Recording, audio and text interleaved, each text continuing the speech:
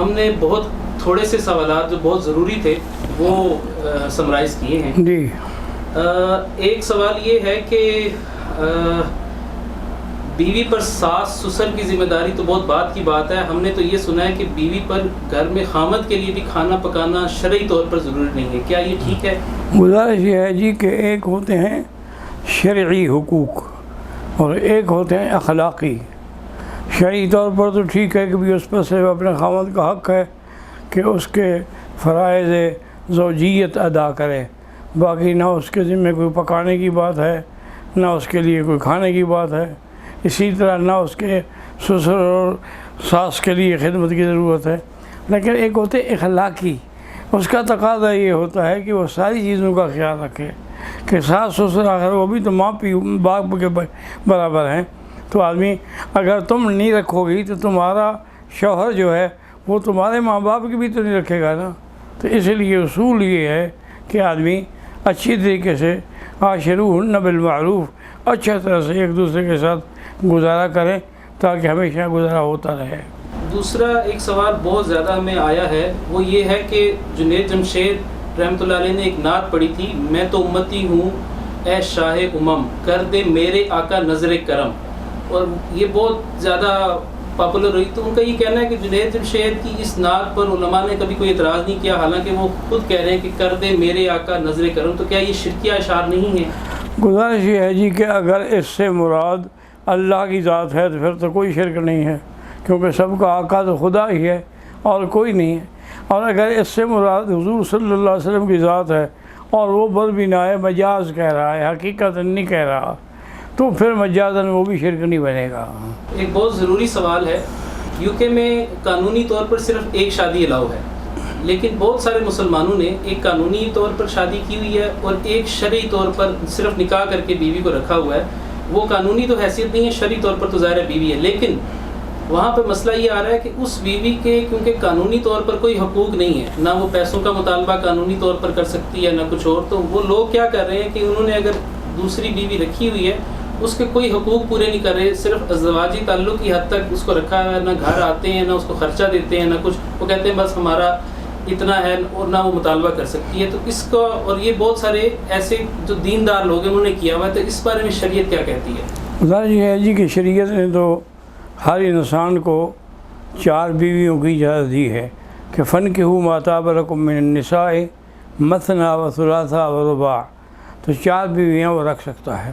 باقی یہ ہے کہ اگر وہ ایک بیوی تو رکھتا ہے کہ بھی یہ تو واقعی میری حقیقی بیوی ہے، اور ایک اس سے نکاح کر لیتا ہے لیکن صرف اس سے ازدواجی ضروریات پوری کرتا ہے اور کوئی نہیں رکھتا، لیکن اس کو خرچہ وغیرہ ہر چیز دے گا، تو اگر واقعتاً اس سے بھی نکاح کیا ہے تو وہ بھی بیوی ہے۔ یہ نہیں ہے کہ وہ فرضی ہے اور وہ غیر فرضی ہے۔ جب نکاح ہو جائے تو دونوں بیویاں ہو جاتی ہیں اور دونوں کے حقوق ان کو ادا وَلَهُنَّ مِثْلُ الَّذِي عَلَيْهِنَّ بِالْمَعْرُوفِ، ان کے بھی اسی طرح کے حقوق ہیں جیسے مردوں کے حقوق ہیں۔ تو صرف یہ نہیں ہے کہ ازدواجی حقوق پورے کرنے، نہیں، یہ تو پھر ایک قسم کا شرعی رنڈی رکھنی ہوئی نا۔ جی، یہ ایک سوال ہے کہ ہمارے ہاں جو گھر داماد ہوتا ہے اس کو بہت برا سمجھا جاتا ہے، اس کے لیے بڑے عجیب و غریب الفاظ بھی استعمال کیے جاتے ہیں، تو کیا شرعی نقطہ نظر سے بھی گھر داماد ہونا کوئی بہت عیب والی بات ہے؟ کوئی عیب والی بات نہیں۔ سیدنا موسیٰ علیہ السلام گھر داماد ہی تھے حضرت شعیب کے، انہوں نے شرط رکھی تھی نا، کبھی تم 8 سال یا 10 سال تک میری بکریاں بھی چراؤ گے اور میرے گھر میں رہو گے، تو گھر داماد تھے اور کیا تھے۔ تو اگر پیغمبر رہ سکتا ہے تو اور کوئی رہ سکتا۔ ایک صاحب ہیں جی، وہ دبئی سے، ان کا سوال ہے کہ میں سی سی ٹی وی کیمروں کا کام کرتا ہوں اور مجھے کرنا یہ ہوتا ہے کہ مجھے جو ریکارڈنگز ہوتی ہیں وہ دیکھنی ہوتی ہیں کہ اس میں کوئی ایسی چیز نہ ہو، تو اس میں بعض اوقات کیا اکثر اوقات غیر محرم خواتین کو بھی دیکھنا پڑتا ہے بامر مجبوری، تو اس میں شریک وہ تو بطور چیکنگ ہے نا جی، وہ اپنی خوشی سے یا شہوت سے تو نہیں دیکھ رہا۔ ٹھیک ہے، یہ ایک بڑا عجیب سوال ہے کہ اگر غسل فرض ہو اور نماز کا وقت اتنا تنگ ہو کہ نماز کا وقت گزر جائے گا تو کیا کریں؟ نماز کا وقت چاہے گزر بھی جائے، بغیر وضو کے یا بغیر غسل کے نماز نہیں پڑھ سکتا، وہ آرام سے غسل کرے، حتیٰ کہ جیسے آیا ہے کہ بھی اگر اس نے ساری کر دی یا نہیں کر سکتا ہے تو ساری بھی کر لے اور بعد میں غسل کر کے نماز پڑھ لے۔ ایک صاحب کہہ رہے ہیں جی کہ میری والدہ کا 10 دن پہلے انتقال ہوا ہے، ایصال ثواب کا کیا طریقہ اختیار کروں جس سے میرے دل مطمئن ہو جائے؟ ایصال ثواب کا سب سے افضل طریقہ تو یہ ہے کہ آپ اپنی والدہ کے لیے کوئی صدقہ جاری کریں.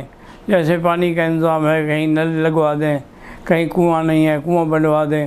اگر یہ ممکن نہیں ہے تو جہاں مدارس ہیں وہاں دینی کتابیں رکھوا دیں، قرآن شریف رکھوا دیں، تاکہ جب تک وہ پڑھا جائے گا تمہاری والدہ کو ثواب ملتا رہے گا. مہاراشٹر انڈیا سے سوال ہے کہ مکی صاحب کو کیا لگتا ہے کہ کس عمل کے بدلے میں اللہ نے آپ کو اتنا بڑا مقام دیا کہ آپ حرم میں بیٹھ کر درس دیتے ہیں؟ یہ تو میں سمجھتا ہوں کہ محض خالص اللہ کی عنایت ہے اور اپنے والدین کی اور بزرگوں کی دعا ہے. حضرت ایک سوال یہ ہے، جب لوگ ابھی بغیر احرام کے یعنی عمرے میں نہیں ہوتے ہیں لیکن احرام باندھ کے عمرے کی عہد بنا کے مطاف کر، چونکہ رسول نے ایک شرط رکھی ہوئی ہے نا، تو اس لیے اگر کر لے تو کوئی گناہ گار نہیں ہوگا. مجبور ہے، کیا کرے کہ اس کو طواف ہی نہ کرنے دیں. اللہ کا حکم ہے کہ کسی کو نہ روکو. سواء العاکف فیہ والباد. یہ مسئلہ کافی کامن ہے.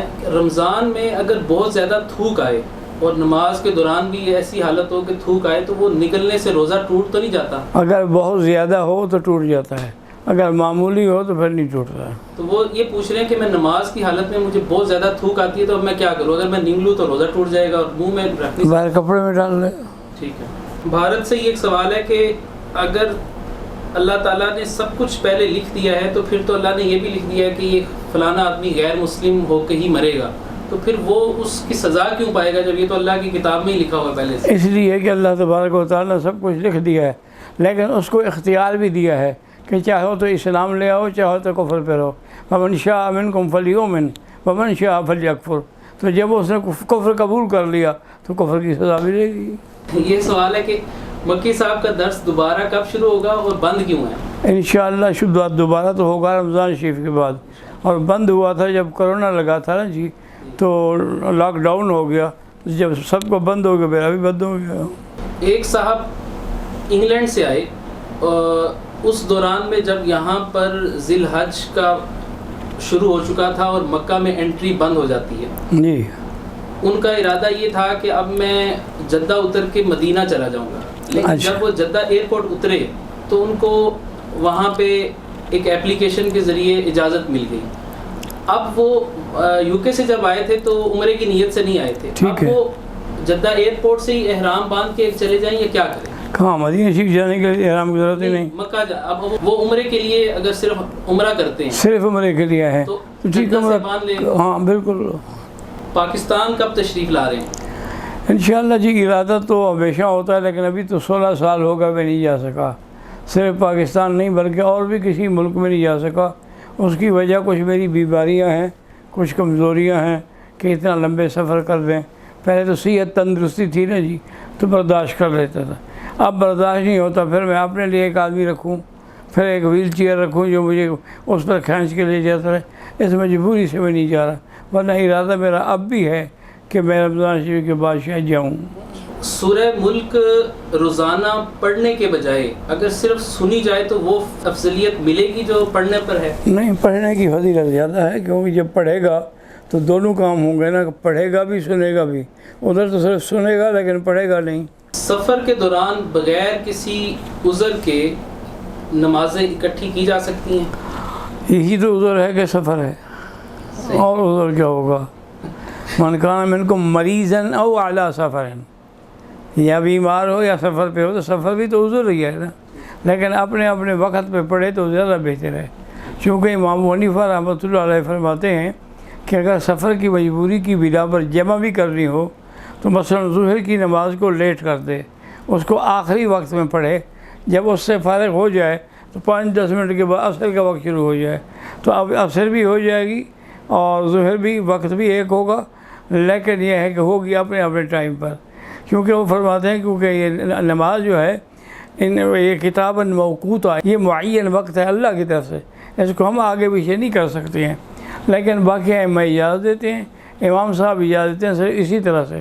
اور ان کے پاس بھی دلیل ہے حدیث سے کہ حضور سفر میں تھے تو صحابہ نے کہا الصلاۃ یا رسول اللہ، حضور نماز کا وقت ہے، اور الصلاۃ امامکم، چلو چلو چلو چلو.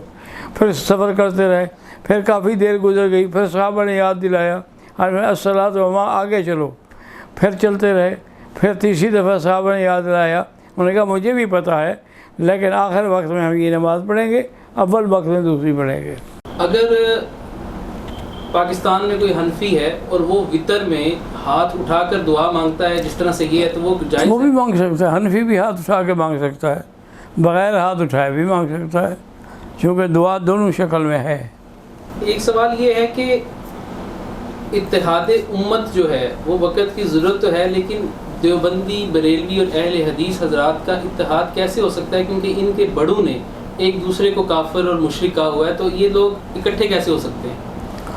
گزارش ہے جی کہ پہلے ہمیں تو اکٹھے کرنے کا کوئی ایسا حکم بھی نہیں ہے سرکاری طور پر، شرعی طور پر کہ ہم لازم ان کو اکٹھا کریں، لیکن امکان ایسا ہو کہ ہماری تقریروں کا اور درس کا رخ ایسا ہو کہ دوسرے پر ناجائز تنقید نہ ہو، تو وہ شرعی ذریعہ بن جائے ایک دوسرے کو اکٹھا کرنے کا، یا صرف بنیاد بنا لیں قرآن و حدیث کو، تو اس پر جب اتفاق ہو جائے گا تو اکٹھے ہو جائیں گے۔ مانچسٹر سے ایک صاحب کا سوال ہے کہ میرے ایک دوست ہیں، وہ کچھ مسائل میں دیوبندی، کچھ میں اہل حدیث اس طرح سے کرتے ہیں، لیکن چاروں فقہوں سے باہر نہیں جاتے، تو کیا ایسا کرنا چاہیے؟ یہ ناجائز ہے بالکل۔ پھر تو یہ ہے کہ خود پانچواں امام ہے، یعنی ان چاروں اماموں کو یہ جانتا بھی ہے، ان کی فقہ بھی جانتا ہے، اور پھر حسب منشا جہاں دل کرے اس پہ، یہ ناجائز ہے۔ کیا یہ حقیقت ہے کہ جنات انسان کو کسی بھی طرح کا نقصان نہیں پہنچا سکتے؟ نہیں، یہ تو نہیں ہے، پہنچا سکتے ہیں، کیوں نہیں پہنچا سکتے؟ کیونکہ جنات کو بھی اتنی اللہ نے طاقت دی ہے نا، یہ قال عفریت من الجن انا آتیک بہ قبل ان تقوم من مقامک، کہ میں اس کا تخت اٹھا کے اتنی دیر میں لے آؤں گا، تو اگر تخت اٹھا کے لا سکتا ہے تو دوسرا نقصان بھی لے سکتا ہے۔ اسی طرح کئی جنات جو ہیں، مرد جو ہیں وہ اور لڑکیوں پہ عاشق ہو جاتے ہیں، اور کئی جنات لڑکیاں جو ہیں وہ مردوں پہ عاشق، تو یہ نقصان تو ہے نا جی، نقصان دے سکتے ہیں۔ ایک آخری سوال یہ ہے کہ اسلام میں موروثی سیاست، یا ہوتا یہ ہے کہ باپ کے بعد اس کا جو بیٹا ہے، یہ تو شریعت کا فیصلہ ہے، یوصیکم اللہ فی اولادکم للذکر مثل حظ الانثیین، اللہ نے وراثت رکھی ہے، وہ تو ملے گی۔ نہیں، سیاسی طور پر اور مثال کے طور پر اگر ایک والد ہے، اس کا وہ محتمم ہے ادارے کا، ہاں جی، اس کا بیٹا، اس کی اتنی حیثیت نہیں ہے، لیکن وہ پھر بھی وہ نہ بھی ہو، وہ بیٹا ہے، وارث بنے گا اور اپنا حق لے گا۔ یہ کوئی تقریباً کوئی میں نے اکٹھے کیے ہیں 140 یا 45 کے قریب، یہ جب ہم نے اعلان کیا تھا کہ مکی صاحب سے ہم سوالات کریں گے، تو لوگوں نے بہت زیادہ دعائیں آپ کے حوالے سے کی، اور آپ سے بھی کہا ہے دنیا بھر سے کہ ہم آپ کے لیے دعا گو ہیں، آپ کو بہت عرصے سے ہم نے دیکھا نہیں، تو اس لیے ہم نے بھی یہ کوشش کی، اور آپ سے بھی لوگوں نے دعاؤں کی بہت درخواست کی۔ انشاءاللہ ہم بھی دعا کریں گے۔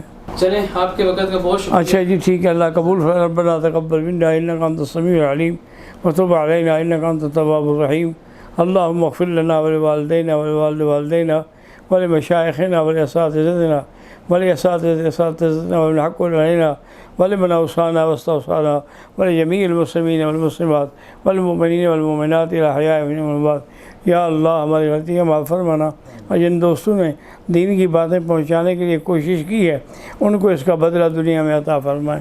ربنا تقبل منا انک انت السمیع العلیم وتب علینا انک انت التواب الرحیم۔